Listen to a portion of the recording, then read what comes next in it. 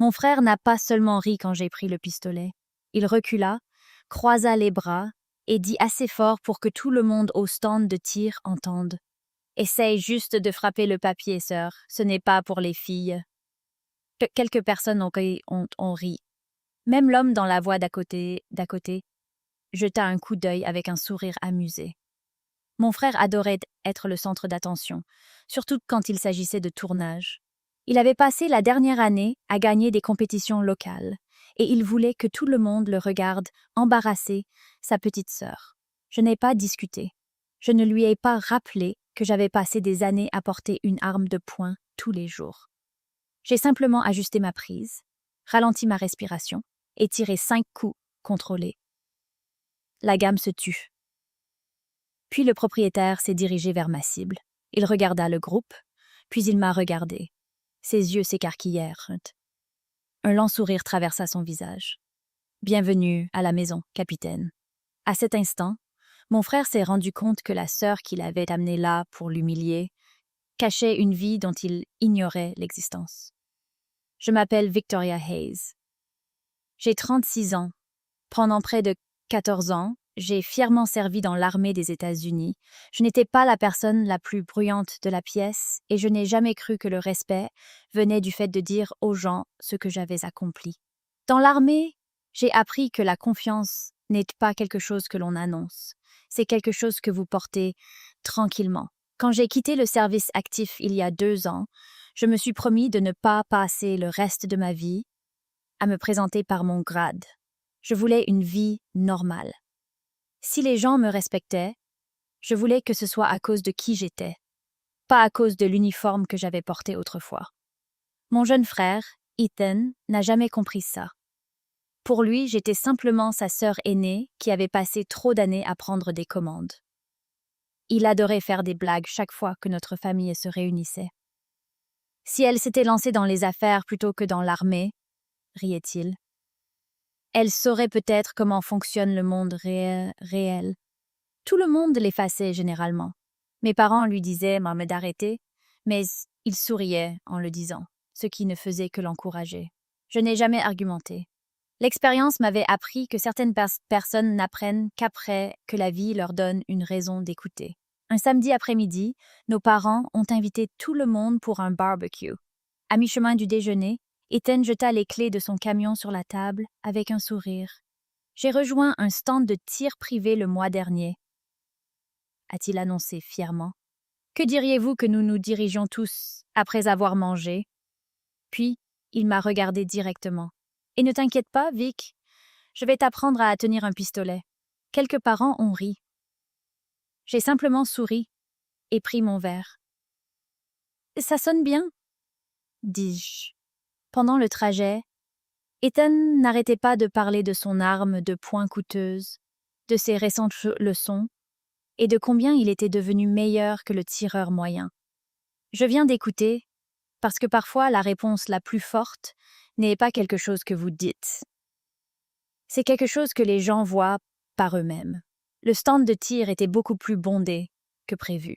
Chaque voie était occupée et les conversations résonnaient dans le bâtiment, alors que des tireurs expérimentés comparaient les cibles et l'équipement. Certains portaient des maillots de compétition. D'autres ressemblaient à des vétérans qui avaient passé des années à perfectionner leurs compétences. Au moment où nous sommes entrés à l'intérieur, la confiance d'Ethan a doublé. Il a salué les gens par leur nom, nous a présenté quelques amis et a fièrement montré le pistolet personnalisé qu'il avait acheté quelques semaines plus tôt.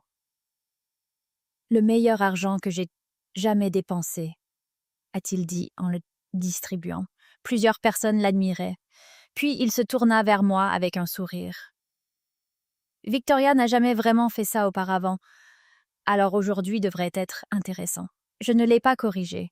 Il m'a conduit à l'une des voies pour débutants et a pointé vers la cible en papier. « Ne vous inquiétez pas », dit-il assez fort pour que les tireurs à proximité l'entendent. « Essayez simplement de toucher le papier. Personne ne s'attend à des miracles. » Quelques personnes en s'en ont ri. Un homme plus âgé a souri poliment, se sentant probablement un peu désolé pour moi. Ethan a passé les quelques minutes suivantes à expliquer les règles de sécurité de base, comme si je n'avais jamais touché à une arme à feu. Gardez les 2 mains sur la poignée. N'anticipez pas le recul. Et quoi que tu fasses, gloussa-t-il, ne ferme pas les yeux. Je l'ai remercié pour ses conseils. Il entra dans sa voie en premier. Ses tirs sont assez bien atterris, et chaque coup décent semblait le faire se tenir un peu plus grand. Quand il eut fini, il regarda autour de lui, espérant clairement que quelqu'un l'avait remarqué. Puis, il m'a tendu le pistolet.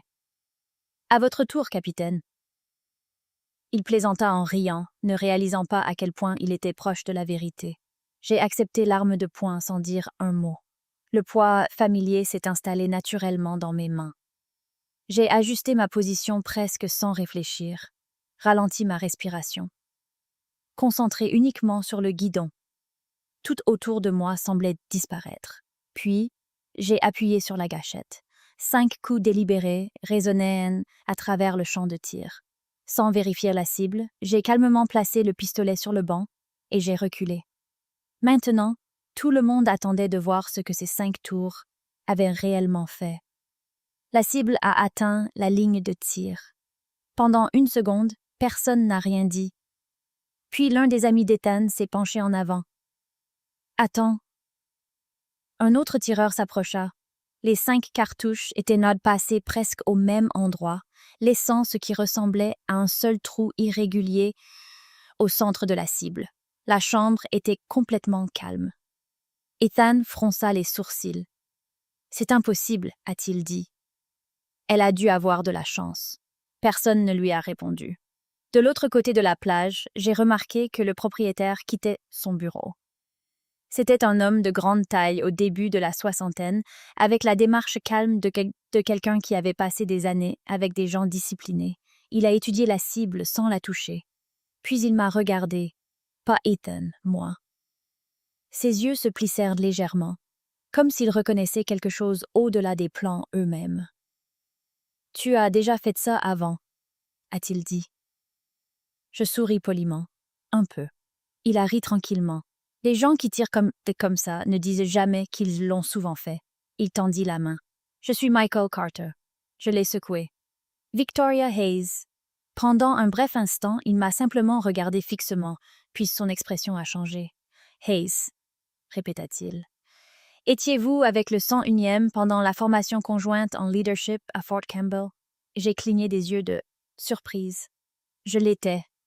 Il sourit plus grand. Je pensais avoir reconnu le nom. Des années plus tôt, avant de prendre sa retraite, Michael avait été instructeur principal lors de l'un des cours avancés de leadership auxquels mon unité avait assisté. Nous n'avions pas travaillé ensemble depuis longtemps, mais il se souvenait apparemment à la fois de mon nom et de mon évaluation de l'adresse au tir. Sans un mot de plus, il se tenait un peu plus droit. Sa poignée de main devint plus ferme. Puis, d'une voix qui traversait le champ de tir, il a dit « Bienvenue à la maison, capitaine. » Chaque conversation s'est arrêtée. Plusieurs vétérans à proximité hochèrent instinctivement la tête avec un respect silencieux. Ethan m'a regardé comme s'il voyait une personne entièrement différente. Ce n'est qu'alors qu'il a compris pourquoi je ne m'étais jamais disputée avec lui. Je n'en avais jamais eu besoin. Mes actions avaient déjà répondu à toutes les questions qu'il pensait poser. Pendant un long moment, personne n'a bougé. Puis Ethan baissa lentement les yeux sur le pistolet dans ses mains, avant de croiser à nouveau mes yeux. « Je ne savais pas, » dit-il calmement.